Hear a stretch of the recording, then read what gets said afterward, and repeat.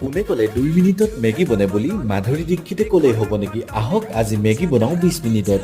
আজি মই মোৰ ফেভাৰিট ফ্ৰাই মেগী বনাম মোৰ ষ্টাইলত প্ৰথমতে মই অলপ পানী উতলাইছোঁ আৰু উতলা পানীত এপেকেট মেগী হাফ বইল কৰি লৈছোঁ এয়া মোৰ মেগী হাফ বইল হৈ গ'ল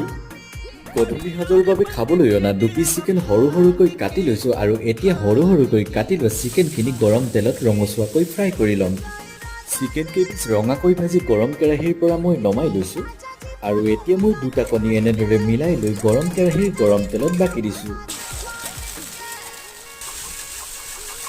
সোৱাদ অনুসাৰে নিমখ হালধি কেইখিলামান নৰসিংহৰ পাত আৰু ডাঙৰকৈ কাটি লোৱা অলপমান পিঁয়াজ এড কৰি আটাইখিনি ইনগ্ৰিডিয়েণ্টছ ল' ফ্লেমত ভাজি লৈছোঁ